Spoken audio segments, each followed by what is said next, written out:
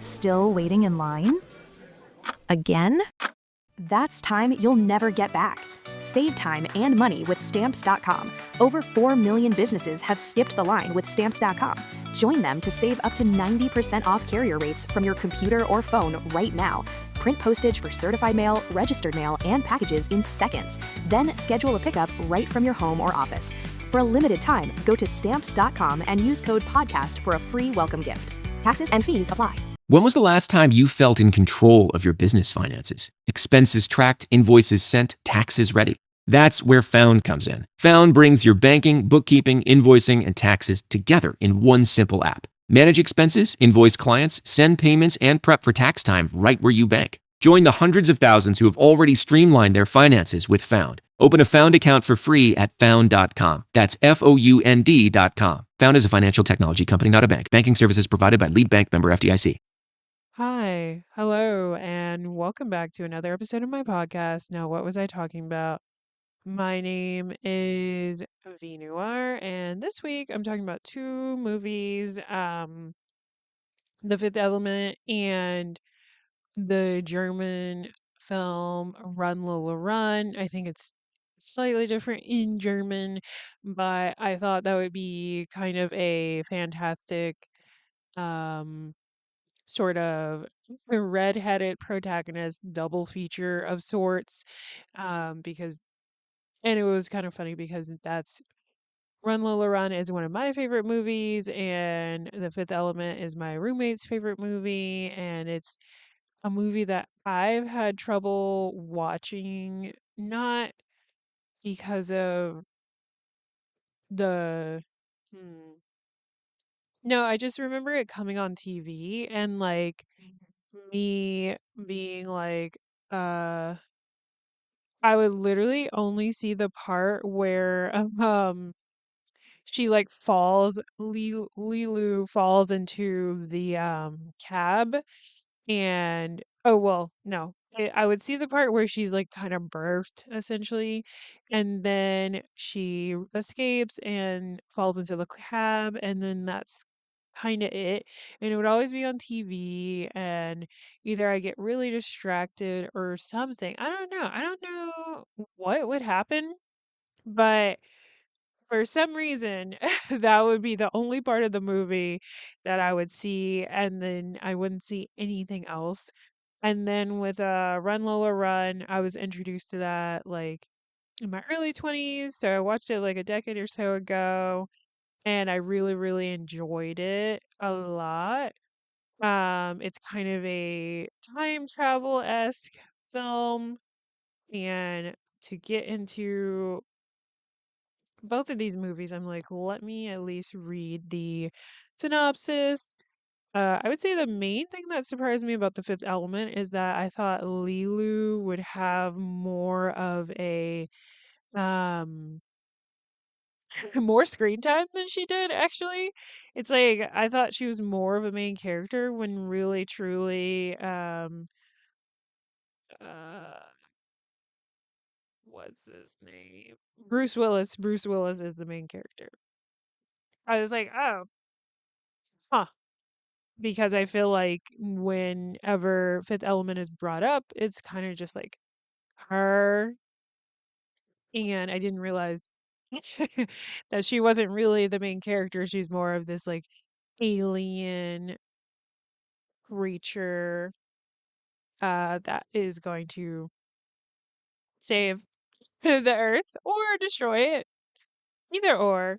But to get into the synopsis of The Fifth Element, when a supreme being crashes into his taxi, a former commando turned 23rd century cabbie must help her retrieve four elemental stones to destroy an ancient evil before a ruthless industrialist and human nature undo them all.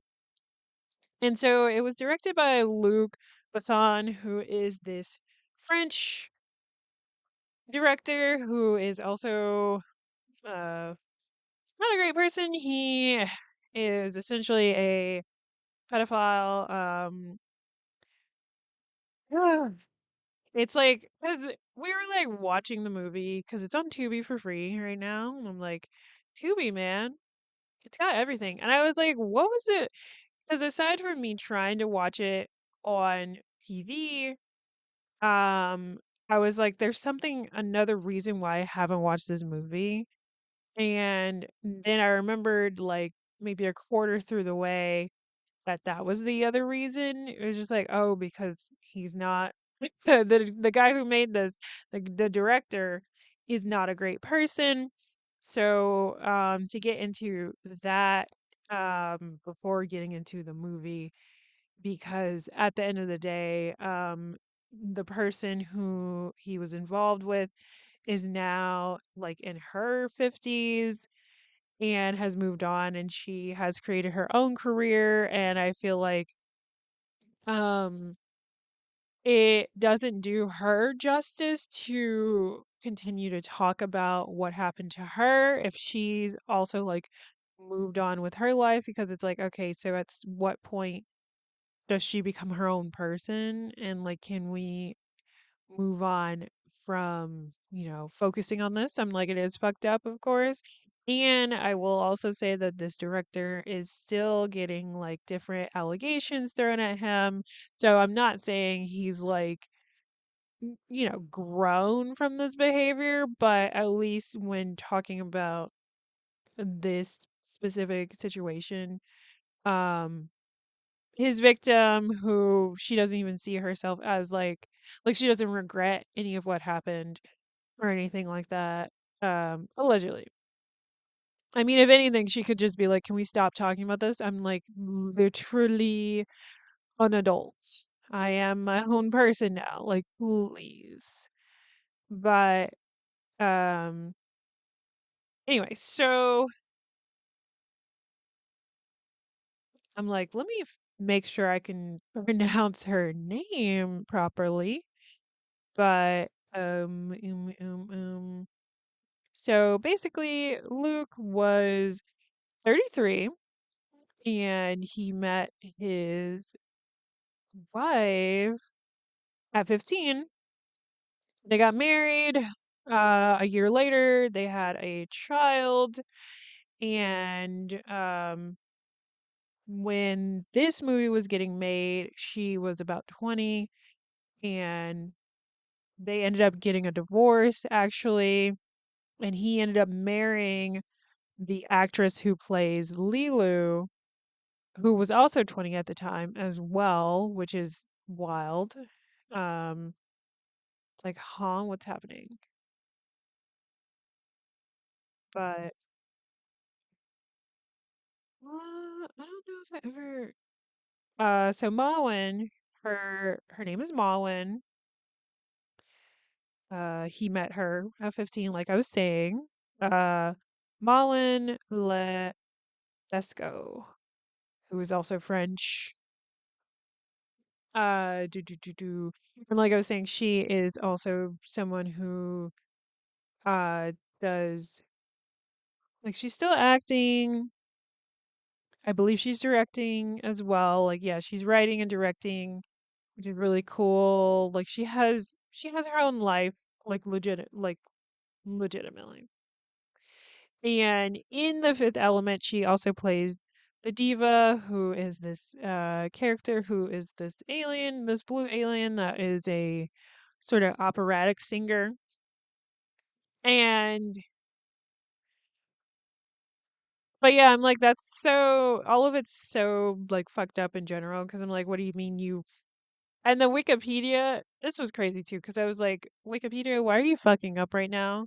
Because if he is, is 37, 38 when they divorce, but why do you have it where he's like 31? I'm like, they need to just edit the his age a little bit, just a teeny bit. But yeah, for him to leave her for me, Mila, I'm a little distracted because I feel like I just saw Johnny Depp's face. And I'm like, he's still acting?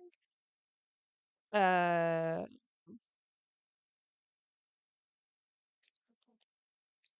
anyway, Mila Jovovich.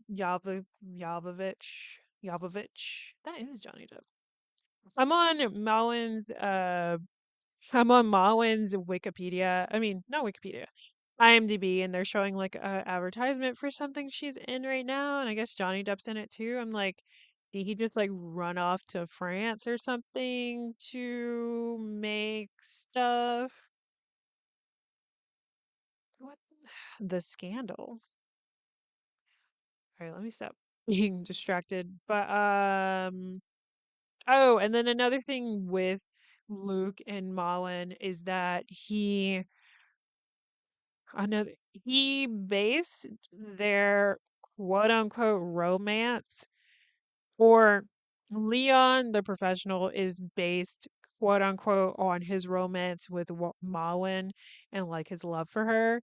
And I want to say I heard different news things about how there's like different controversies about that movie in general. Like I think he wanted to push it further, especially with like Natalie Portman's character and everything like that, because again, she was a little girl filming this, and the people around her, like her parents and the other people, creative team behind Leon the professional, had her back and were keeping her safe, which is like amazing because I'm like, there's so many Hollywood child star like nightmare-esque situations. I'm like, there's a whole thing with uh Drew Barrymore and how she got involved with like alcohol and drugs at a very, very young age. There's any of the stories of like the Nickelodeon kids um who were being given alcohol and things like that very young, and it's just like it's nice to hear when adults are actually protecting kids in these situations, because otherwise it's like, it's really shitty. But so similar to Leon the Professional, um, this movie, The Fifth Element, was also co-written by someone. It wasn't just Luke by himself, which is also probably why uh Leeloo isn't as more of a dominant character. But I mean, again, because of him, because of this man, we have the whole born sexy yesterday trope of like this beautiful adult woman who is kind of new to life somehow. So she has this level of intelligence, she could kick your ass and everything like that. And but also there is a naivety about her, and it's like, yeah, because he's adultifying children. Like it's not even like when you actually think about it, like if because Leeloo is supposed to be this kind of character, or Leeloo could be um believed to Leeloo fits that sort of character art, character description, and it's like, yeah, because he's probably thinking of like a literal child and adultifying them, like, which is shitty, which is awful. Um, Nothing around, no ifs, ands, or buts about that, but um, anyway, so it was co-written by Robert Mark Kamen, who he also co-wrote like Leon the Professional with him. So I'm like, okay, so he has a way to work with this man and get, you know, ideas together. It's kind of similar to how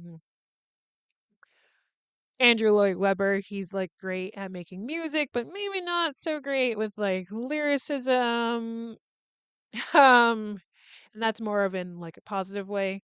But when I looked more into Robert Mark Cam- Kamen, he also wrote The Karate Kid, like the original one, and that's actually like semi based on his own experiences.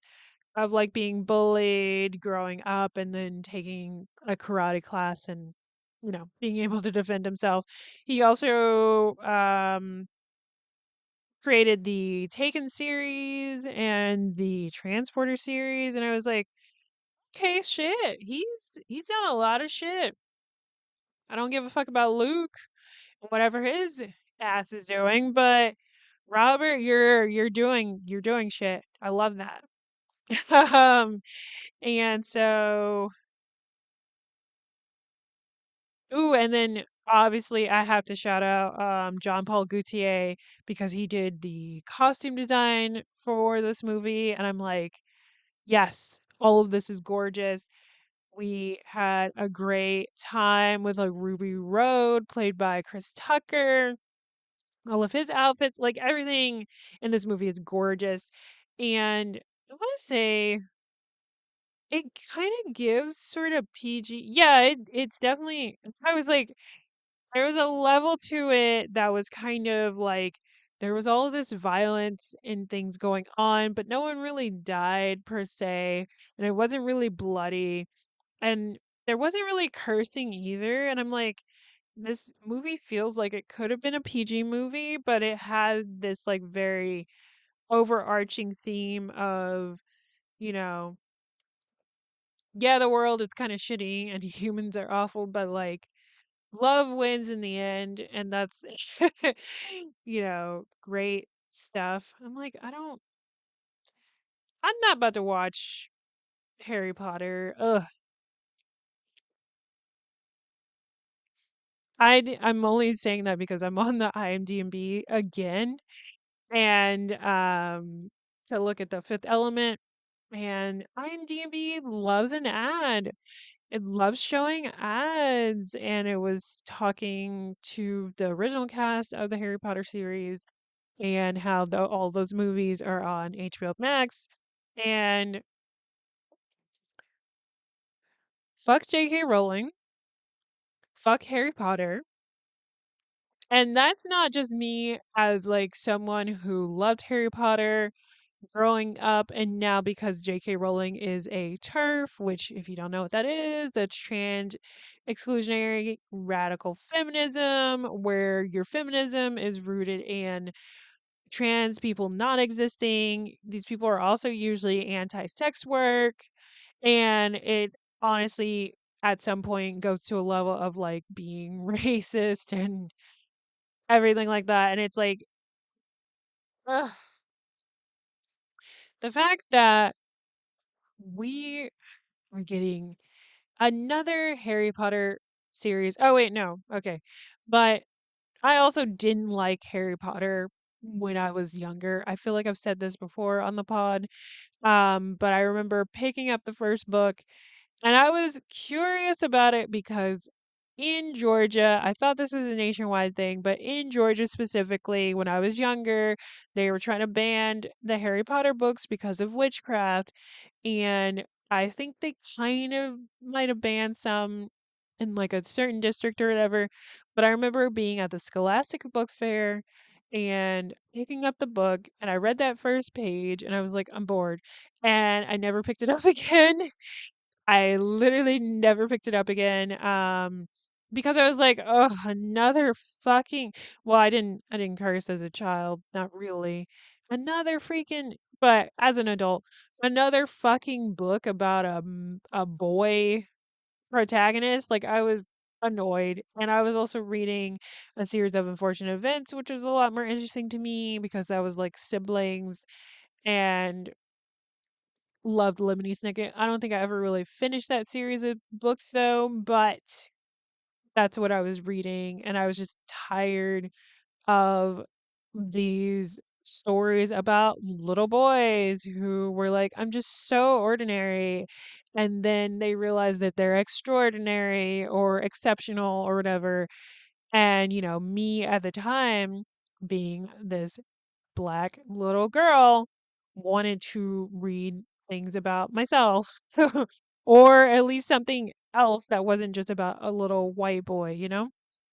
And that's, representation definitely matters. And I was bored. I was sick of it. And and now I'm just like I'm a non-binary person who enjoys like all kinds of stories.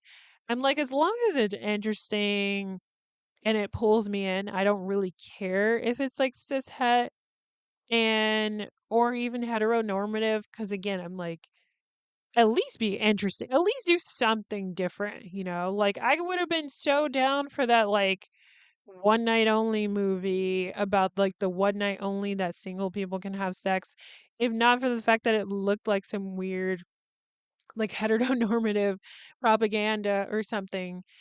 But anyway, suffice to say, J.K. Rowling is so very anti me existing, specifically trans women though, because trans men don't exist to these people.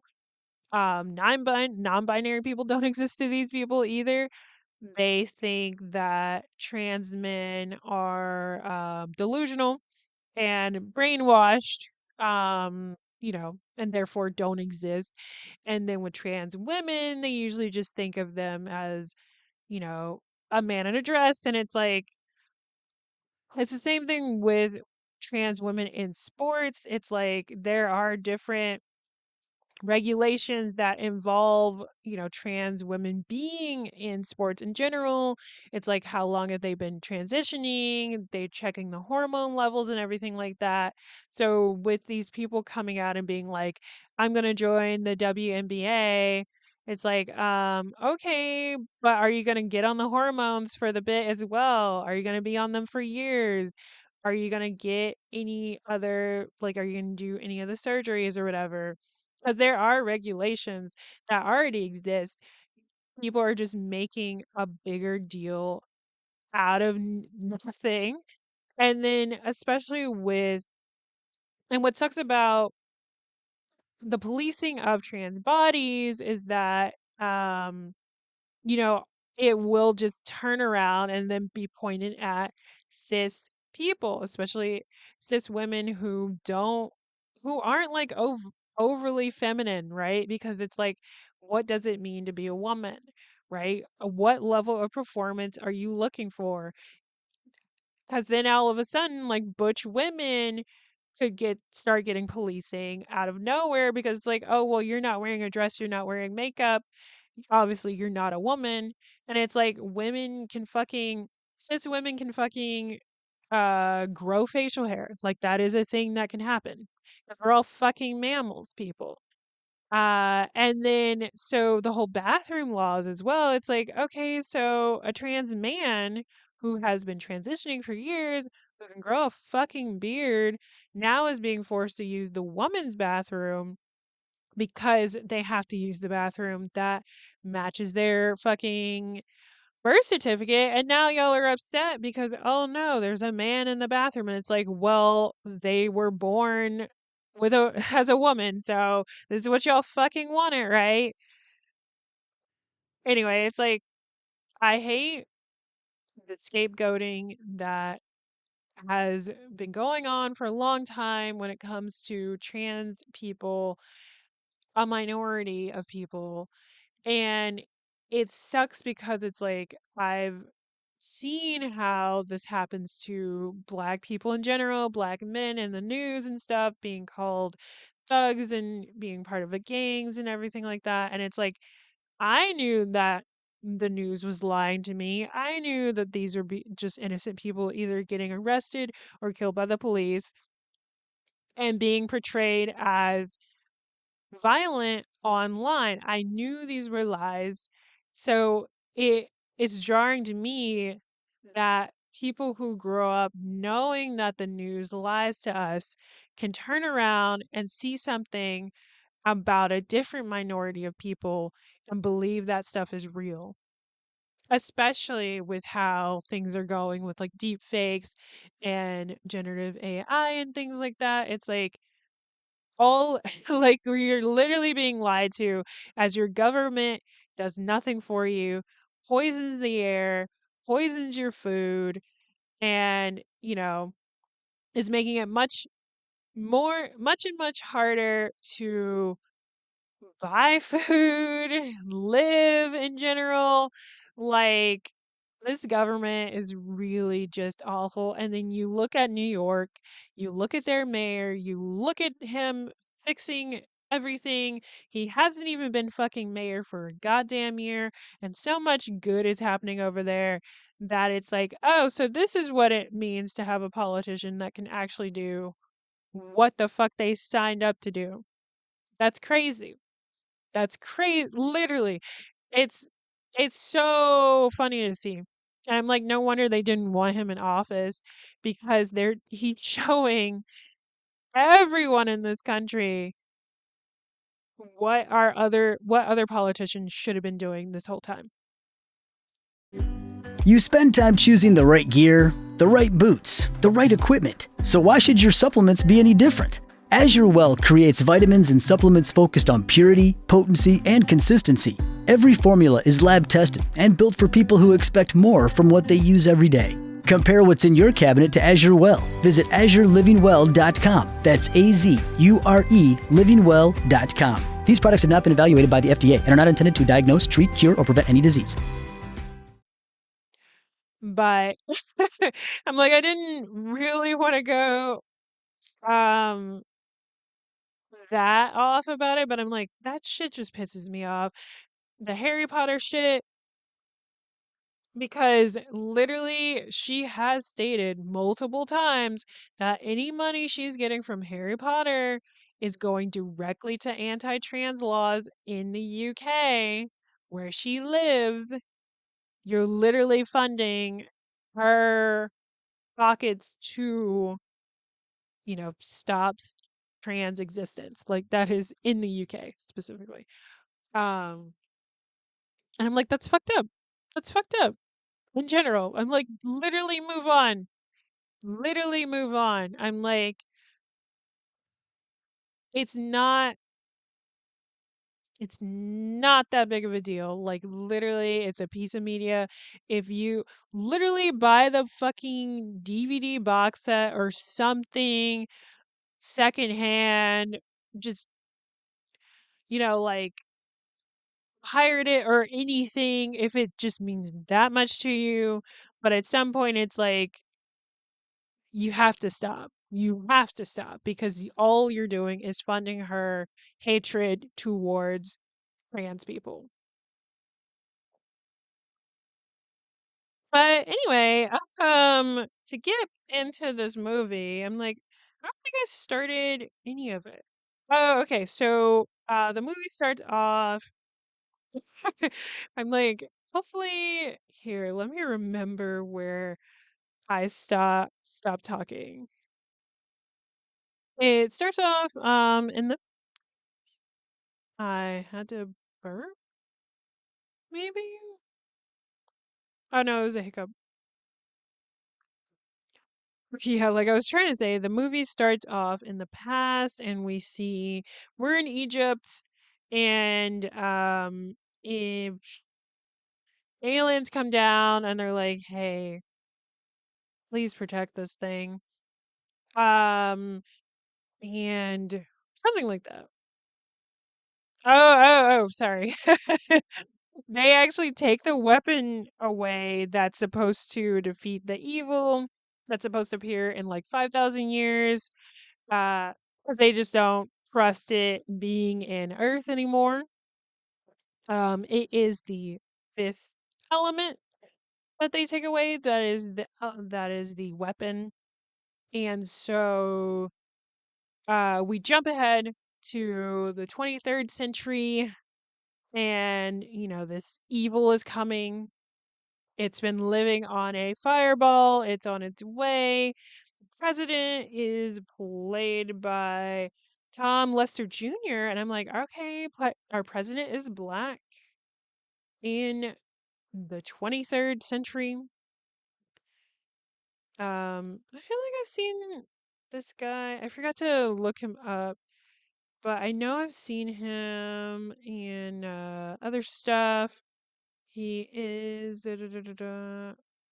Oh wait, I feel like he was in. No, no, no. Let me not say that. Oh my god, he's literally from the Friday movies. Duh. But also, he was in Austin Powers Goldfinger, and wait, he was a wrestler?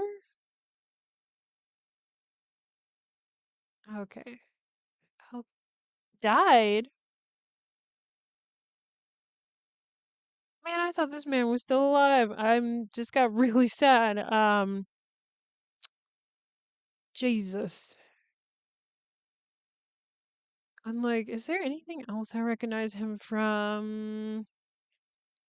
The Meteor Man, another black classic. Um, Man, that just made me sad. He passed away in 2020. Um,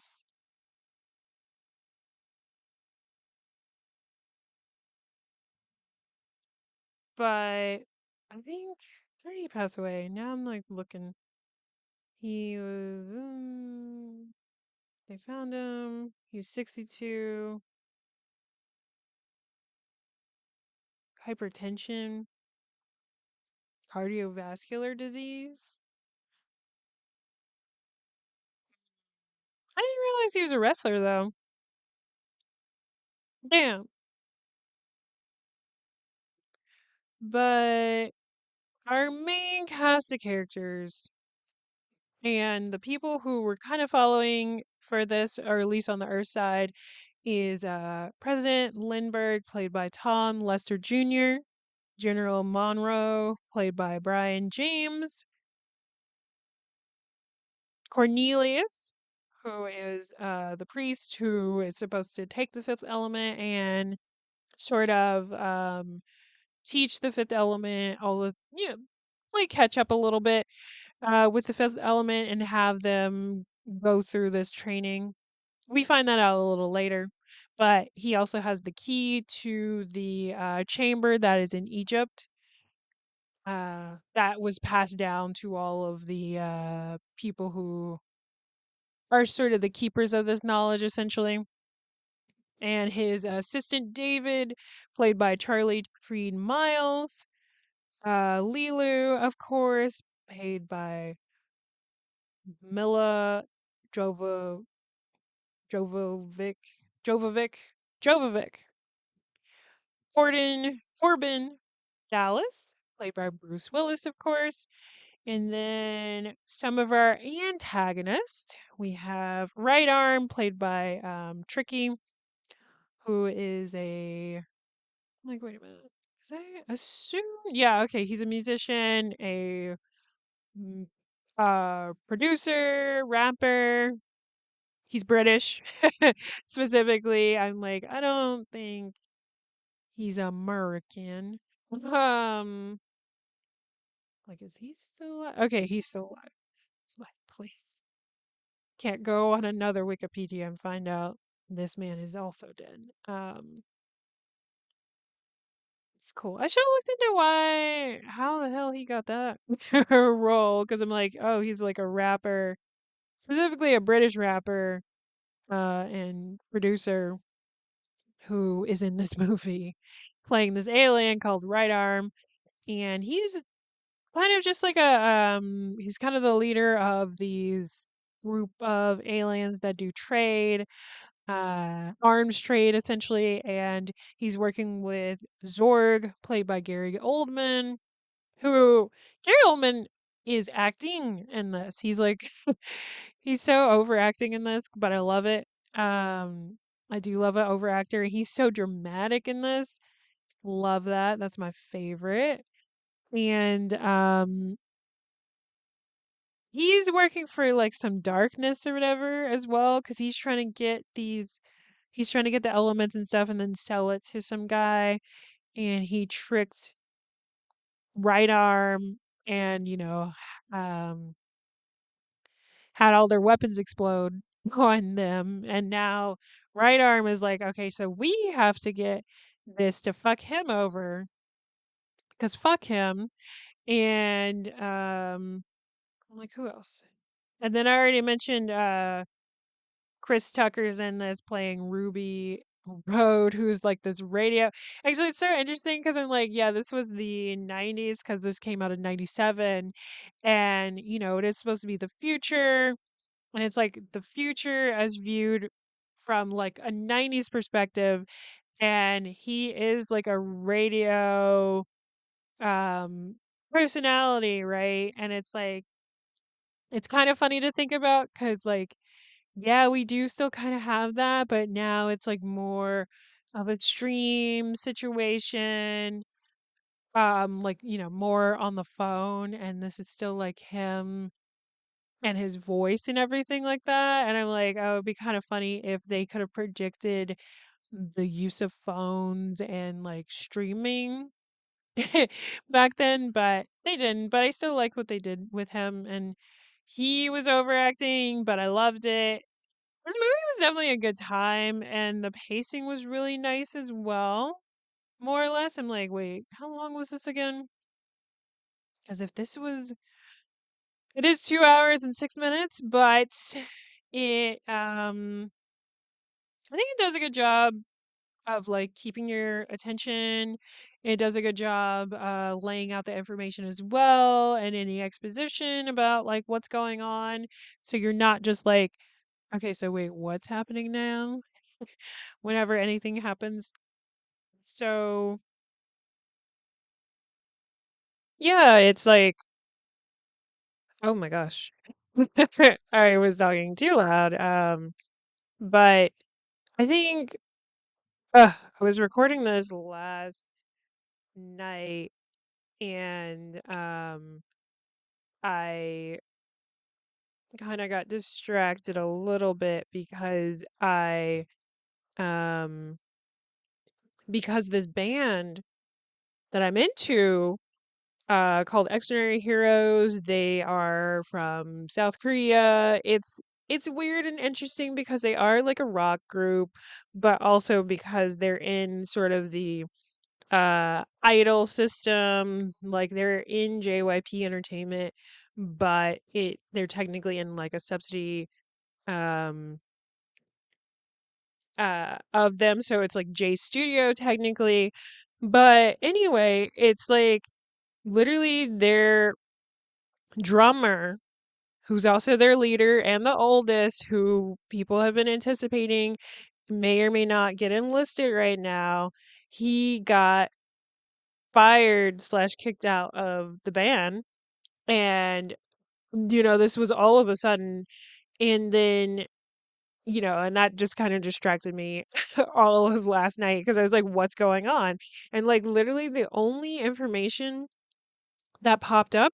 And this is like it was within 18 hours of them posting promotional photos of him specifically that they then released a statement under their Twitter account that he was, you know, that it was a mutual understanding and that he left the group. And then at like 5 a.m., like our time, much later for them, he posts on Bubble, which is like this app that people, and it's specific to JYP, but it's an app that people can use. You pay like a monthly subscription and then you can see messages, or like you can leave messages and you can see that they're read by the idol, and the idol has like a general talk situation with them and with whoever purchases. But like usually people just post whatever from the bubble onto like social media because not everybody's going to pay for this. I think it's only like a few dollars a month, but it's still just like it adds up if you're paying for multiple idols across different um like groups and stuff, a part of JYP. And so he had released a statement apologizing. It was a very long statement apologizing because basically the whole controversy is that there was like some leaked messages, voice note and everything of him, calling fans bitches or whatever. And it turned out that he was talking about specifically Sasaengs, which are these stalker fans who had broken into the boys' dorms and were putting trackers on his car, and he's being harassed and everything like that. And so it had come out, he was explaining that he, because he's the oldest and he's the leader, he didn't really want to vent about this kind of stuff with the guys. So, because he had to be, strong and everything. So he had just met up with this woman, um, and, because she's a stranger, he's like, "Oh, I'm just gonna vent to this stranger because whatever. I have nowhere else to vent to, no one to vent to." And fucking, and like maybe that happened, maybe they met for like 2 weeks or something. A very short, like, relationship. And fucking she leaks it, or somebody leaks it or whatever. And I'm like, how awful is this? For him to be dealing with that, dealing with the stalker fans, dealing with people complaining and saying they're not good enough and all this stuff, and saying they're lazy and all these things. And for him to want to just vent to someone, a stranger, and this person to turn around and then use um their private conversation and push it around, and I'm like, "Oh my god, like, how is he gonna ever trust anyone ever again?" I'm like, "This is so fucked up. All of this is so fucked up." And again, it's like he didn't really do anything that bad, and this studio is turning around and supporting essentially stalker fans more than their actual artist, and that is totally fucked up. I'm like, he gave up his scholarship to Berkeley College, like a music college over here, to pursue this career, and he's been doing this for like 5 years now. He may or may not enlist because there's speculation that he might just be American. We're not sure, like Korean American maybe, not completely sure. But um he could have legitimately easily just gone into like an early enlistment, and all of this would have blew over. But literally this corporation is literally saying that they care more about stalker fans than they do their actual artists, and I think that's really fucked up. And none of those guys deserve this shit. It's also kind of fucked up that people are like, "Oh, they should pull a GOT7 and leave together and then form again." And it's like, no, GOT7 is very specific. They had a very specific situation. They all just left JYP, and then JB, their leader, went into law in order to gain the rights to their name and their masters, and still be able to promote as GOT7, and he made sure that all seven of them wanted to do that. And literally, I guess JYP only does 7-year contracts. They were only 5-year. They're on their 5th year, so there's still 2 fucking years left. If the man is gonna get enlisted and go do the mandatory military shit, he could have literally just did that, and this would have blew over. People would have been disappointed or whatever. But literally the fact that they're now having to cancel appearances, they're canceling fan meets, all of this is so sudden. Like, they really didn't think about the implications and the impact that this would have, especially because he's a drummer. You can't really be a band without the drummer. And he drums a specific way. He has like 2 bass drums, and like his whole setup is crazy. So it's like you can't even, like, because they were gonna perform today in Japan, and I'm like, you can't just fucking try to fly somebody in who could know all of their fucking music that quickly. Like, that's not possible. So anyway, that I was just so shocked and stunned, and that kind of ruined my night, really. To the point I don't even really remember what the last thing I said about The Fifth Element was. I'm like, fuck the director. of Fifth Element, Luke Besson. But like I was saying, like I remember saying, Malin is, she's moved on with her life. She's remarried. She has her own children. Um, and I'm like, I feel like I didn't go over the plot really. I mean, it's like a very not typical, but it is very action packed. It is PG, so there is violence, but it's not super bloody. Um, it's not like people aren't getting mortal wounds or anything like that. You're not seeing like lashings or something like limbs falling apart. No one really truly dies unless it's like an explosion or something. Like that's honestly how people have died. Like Zorg died in an explosion. But the diva also dies, which I'm like, don't like those implications, Luke. Why you killing your wife? Or was your wife? But um Bruce Willis was really cool in this. I'm I feel like I've said this before, but it's just like we haven't been making movie stars in this way of like men who start off doing rom-coms and comedies and getting like sort of the female gaze, the female audience or whatever. I'm gonna use that as like in a binary. Um, and then the pivot to action movies, right? So that they can be so that the stars can be loved fully by like everyone. Like that's essentially how you grow that kind of audience. I mean, Robert Pattinson is doing a good job. It is kind of funny because people are like, "No, we built him. He's our guy," which is really funny. But I think a big thing is like,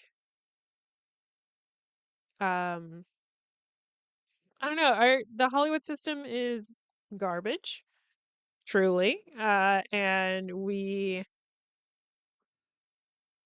I mean, that's another thing too. It's like, because you start on television and then you sort of try to move over to movies. Some people just go to stage productions, whether that's musicals or stage plays. And acting on a stage is definitely very different from acting on a screen. You have to be a bit more muted in your performances because the camera is like right there. Whereas on the stage, you have to be more exaggerated. But that's also why I kind of love when a theater actor is on a screen because it is a level of overacting, but it's a lot more fun to me because I'm like, it's a fucking movie. It's supposed to be a fantasy. Um, I want to see some drama. Like I don't necessarily want a subtle performance all the time. And I think that's when you get into comedy and there's like the whole straight man versus like the actual comedic relief because you have this person who is immovable, the straight man, and then you have the comedy being thrown at them. And it's like, okay, this is more funny because in a universe people aren't thinking of this as funny. They're looking at the people crazy, and that makes it a lot more enjoyable. But yeah, no, that was fucked up. I really do hate that situation. I'm like, this is all happening in less than 24 hours, and it's just really, really upsetting. Oh yeah, I just remembered that another one of the things that were controversial that he did was complain about his bandmates. And I'm like, what person doesn't complain about the people in their life, especially coworkers or, in this case, it's like coworkers slash bandmates slash like friends or whatever. Like, why are we not allowing him to be a person, to be human?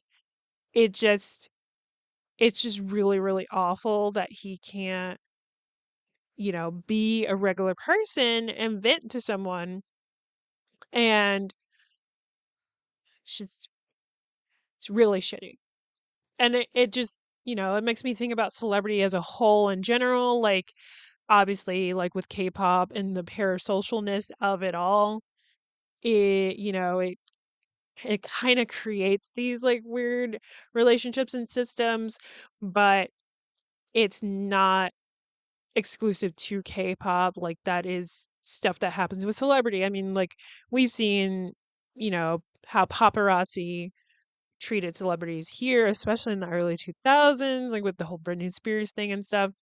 But even what she's saying, it sounds like her family went out of their way to call people to witness and photograph her as she was going through, what she was going through, which is more awful actually. I'm like, to go out of your way to,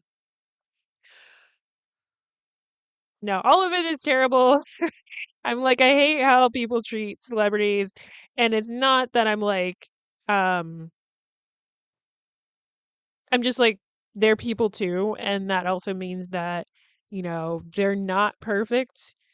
I feel like everyone has a right to privacy, and I think that the way in which celebrities are surveilled is kind of how it's like we've gotten so used to that happening to celebrities, that and also policing them in such a way with cameras and everything like that, and wanting specific things from them, that in turn it's kind of normalized this sort of surveillance state that is, that we're kind of seeing happening amongst just regular people, right? I'm like seeing that whole viral video of like the couple making out in a public space, and you're recording them because why? And then the fucking people had to um like people found out who they were, and then the person had to take a break off or something. And I'm like, why are we doing this? I'm like, should it matter to you if these people are cheating or not? Like, they're in public. Okay, why are you posting this on socials?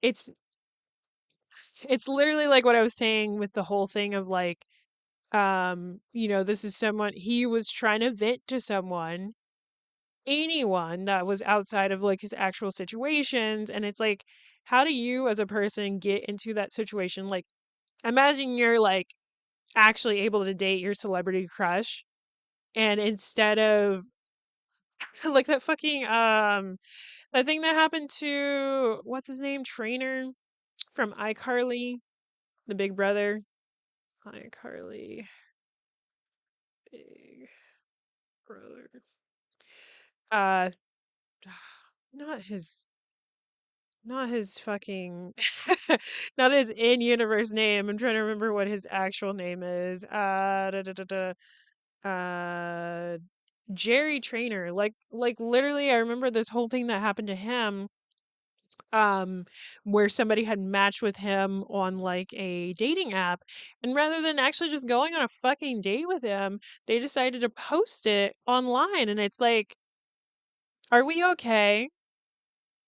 You just missed out on an opportunity to date him, and you posted it online for like what, internet points? Like, what are we doing here?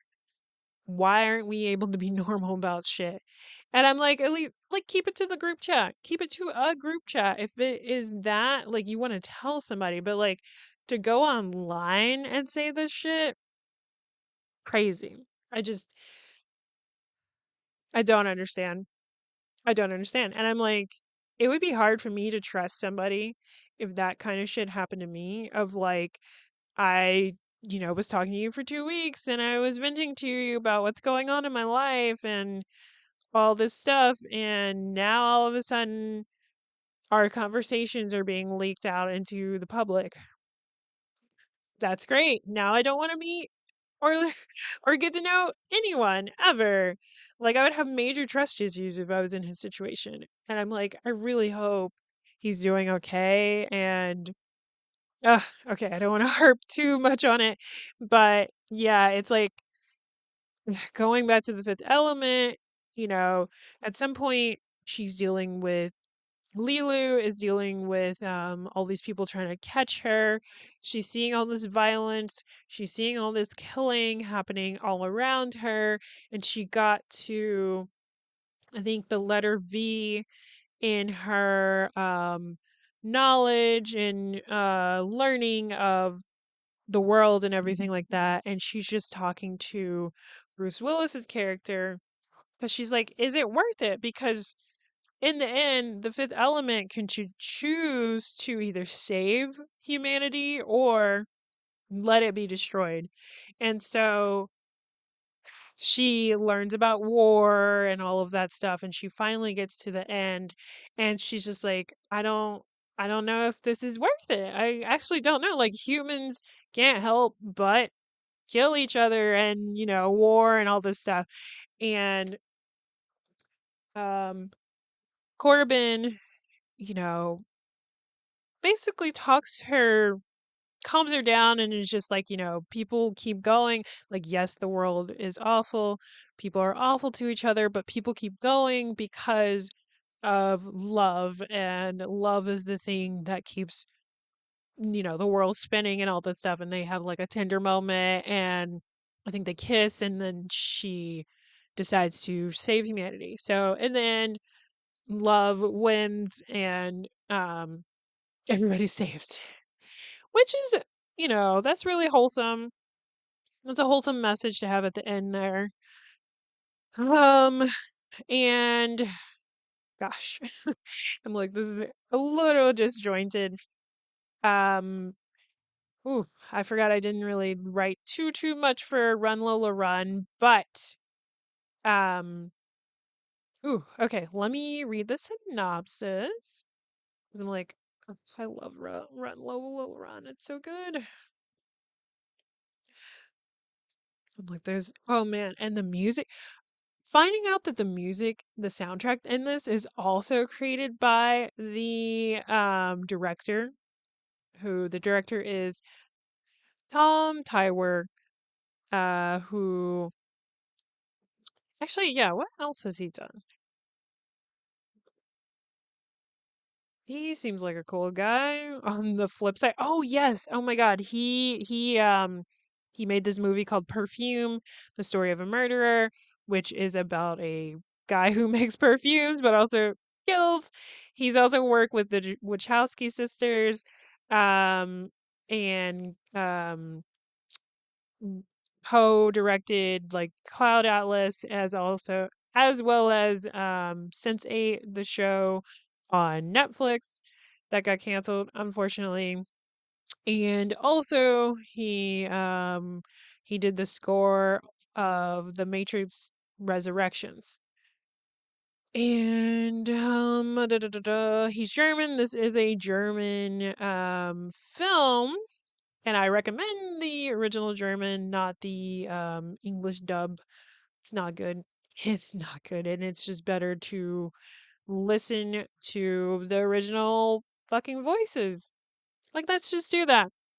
But to get to the synopsis, after a botched money delivery, Lola has 20 minutes to come up with 100,000 marks. And it's not her, she's not trying to get money for herself. She's actually trying to get money for her boyfriend, Manny. And I'm like, I kind of forgot why he had needed to get this money, but he's like working for whatever Germany's like mob or gangs are called essentially. And they were testing him to get um to turn in these diamonds and get the money and then deliver the cash at a certain time. But what fucks up the whole operation is that she doesn't show up with the moped to pick him up, and it's only because her moped gets stolen. And while she's dealing with that, Manny has to use public transit, and because he has a whole way of never paying for public transit after bumping into a homeless guy, he helps him up sees the patrol people checking the train, and he leaves without his bag of money. And like I was saying earlier, this is kind of like a time travel movie because what we see happen is, she's got this 20 minutes. She's basically a ride or die for Manny and decides to figure out she has three chances. We see her go through three different runs essentially. And honestly, the movie poster kind of shows that because it's her in like a triptych and it's just like her face running in a blur. And the first run, which could be seen as like the original run, give or take. I feel like people could inter intercept? No. Words are escaping my mind. I don't know the time. um um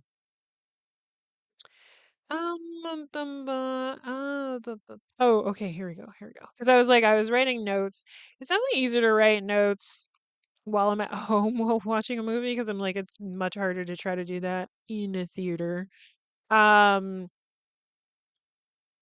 interpret. There we go. That's the word I was looking for. You can interpret this movie however you want to.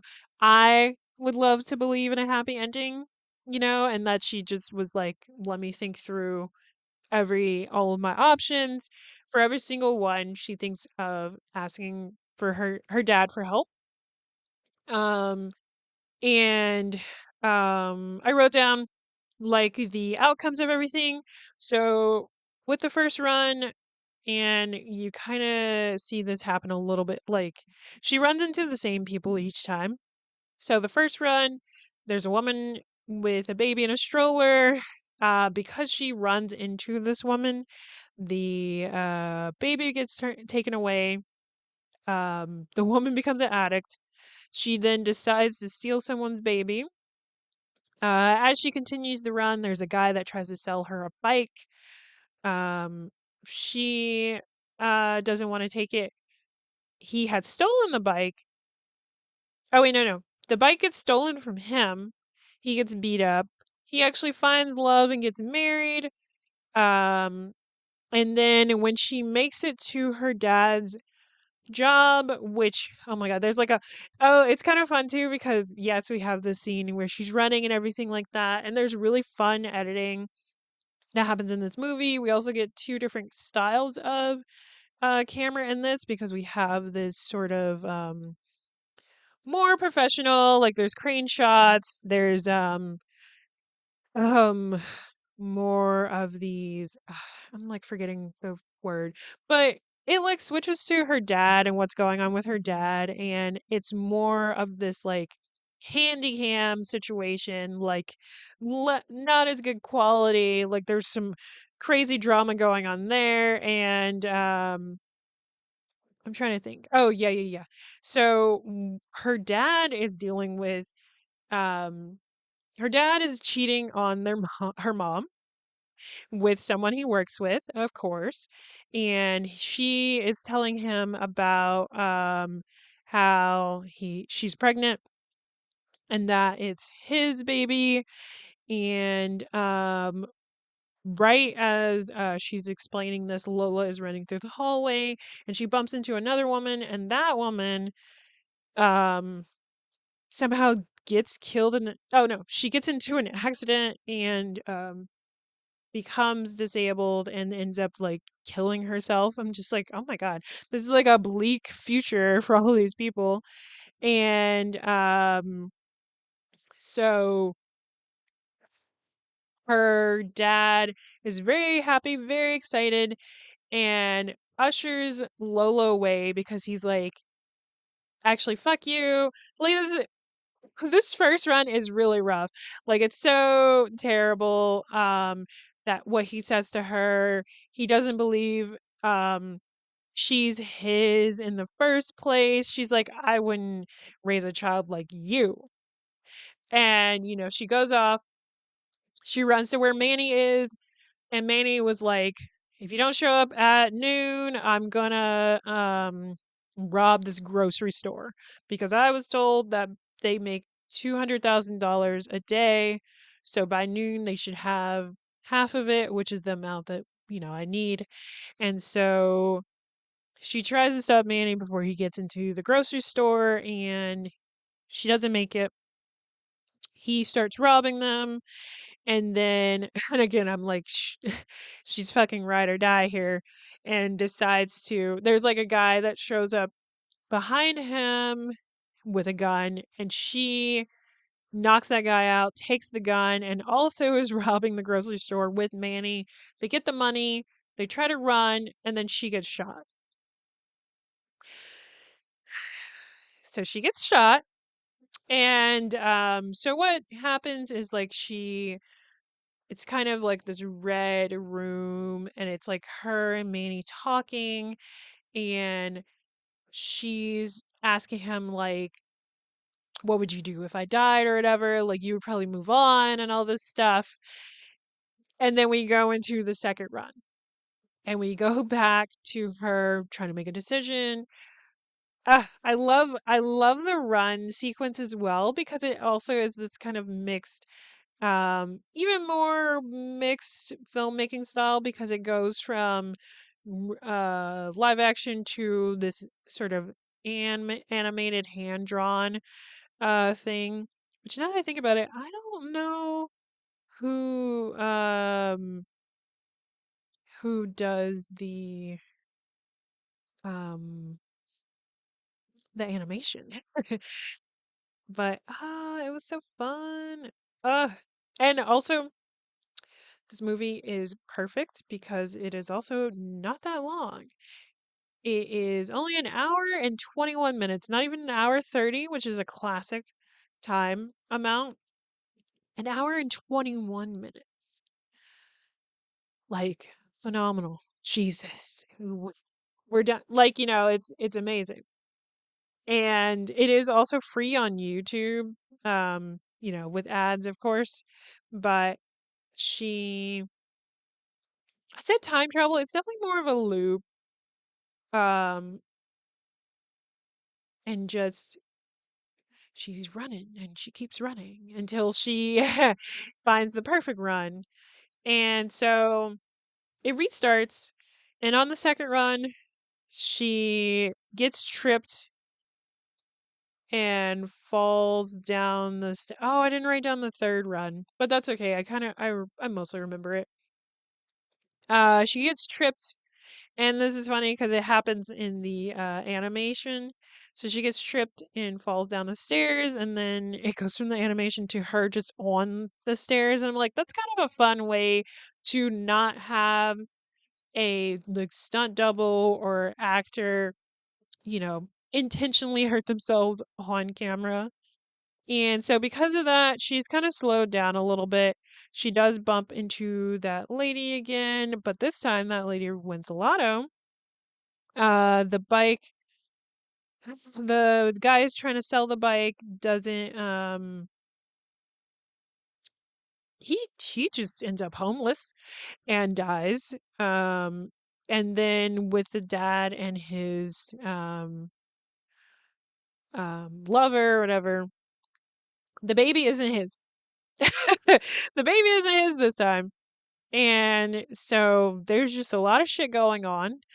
And Lola decides to rob the bank that her dad works in. She steals the security guard's gun, has it pointed at her dad, and the lady in the hallway. I love this ending for her. She ends up being in like a BDSM marriage where she's a dom with and one of the clerks is her sub. And I'm like, I love that. That's amazing. Good for her. I'm jealous. And okay. And so she's robbing the bank, and the clerk, she has, she's got the gun pointed at her dad. the clerk that's going to end up in as a sub is grabbing more money for her. She's able to leave the bank. There's cops all around. And they're like, "Hey, get out of the way. There's robbers in there." And they tackle her away from the entrance, which is so fucking funny. It's such a funny thing. And it's like, she's the one that robbed them just now, but okay, if you're gonna let me go, I guess. And she's successful. Oh, there's an ambulance as well. There's an ambulance that shows up in the first run, second one, and the third one. And I'm trying to remember. Oh, so the first run, it runs through. Oh, there's like two things actually, two things specific that I forgot to mention. The ambulance runs through this giant piece of glass in the first run. And another thing that happens is that when Lola's running, she um, ends up she ends up getting hit by a car, but not really. She stops a car. Oh, she stops a car basically, and that car runs into a different car, and that other car is full of these like big burly men. And it's just like, and I'm like, oh, he's probably gonna get beat up. And so she runs into that guy twice. And in the second run, she makes it to Manny. She has the money. He doesn't rob the grocery store, but he gets hit by the ambulance. And so now in this in between space, it's Manny asking her, like, what would you do if I died or whatever? You'd probably move on, all this stuff. And I'm just like, y'all are silly. Okay. But now we have the third run, the third and final run. I'm like, this is definitely a fast-paced movie. I'm like, ugh, an hour, 20 minutes, amazing, beautiful. We gotta get back. We gotta bring these back. You have a very clean beginning, middle, end, and which is phenomenal, amazing, beautiful. I love it. And so, she's got these 20 minutes and she leaps over the dog and the boy so she doesn't trip. She doesn't run into the lady. And I'm trying to remember. She um oh. She makes it to the bank. She makes it to her dad's job, but the guy who she kept stopping and then he was getting into an accident, that was actually um her dad's customer. So he actually shows up before his mistress slash lover can even mention being pregnant. And so they leave. And so when Lola actually shows up to her dad's job, she sees him leaving before she can even ask for the money or anything like that. So she doesn't even make it to the bank. And so she's running around, she's trying to figure out what's going on. In the meantime, I forget how this happens with Manny, but Manny, oh, because she was also running into the homeless guy that might have the bag of money in the other two runs. This time, Manny runs into the homeless guy. Like he shows up because of the timing and everything. Like he actually shows up around Manny. So Manny actually decides to run after him, catches up to him. He has a gun at some point and he's like, actually, yeah, I have the oh. Okay, I'm remembering now. I'm remembering now. So the bike guy runs into the homeless guy. The homeless guy buys the bike off of him. Now the homeless guy has a bike. He's biking around. That's when Manny sees him from the phone booth that he's waiting for Lola to show up at. And then from there it's a chase, and then Manny brings out his gun. He's like, "Hey, I have a gun. Just give me the money. That's mine." He takes it. The homeless guy is like, "Can you just give me the gun?" And Manny was like, "Yeah." I was like, you're gonna just hope he doesn't shoot you in the back, I guess. And so they do kind of a trade-off. Manny gets the bag of money. Um, the homeless guy gets the gun. And so while that's happening in the background, because I'm like, remember, this is the 90s, there's no cell phones really, there's only phone booths and home phones. So it's not like they're communicating. It's like you meet up in a place that was predetermined, and that's kind of it at a specific time. And I'm like, it was like that for most of time actually until, cell phones became more popular. But anyway, so Lola's trying to figure out where she can get this money. She sees a casino. She only has like, I don't know, $20 or something. I'm trying to remember. She doesn't have that much money, but she gets like one chip, and she plays on the roulette wheel, and she only she makes one bet on one number, and she continues to win. And she at some point the wheel is going, and she starts screaming, and this is kind of a scream that we get to hear throughout the movie, and she's just able to somehow win before she gets kicked out too, because the casino had a particular dress code and she definitely was not dressed for that space. And she leaves with more than $100,000. And it's marks or whatever. It's not USD, but still, it's a lot of money. She wins, she leaves, and she catches the ambulance actually. And there's a guy in there who they're trying to resuscitate, and she holds his hand and they look at each other, and he actually gets his heartbeat becomes steady, and she's able to make it to the meeting place where Manny is supposed to be. He's not there for some reason, but then she looks, he's coming out of a car. He was able to give them the money, and it kind of ends there with them meeting up. He's all happy. She's all happy. She now has $100,000. That's all hers. Legal tenure, and it ends there. And I'm like, ugh, I love that movie so much. It's so fun.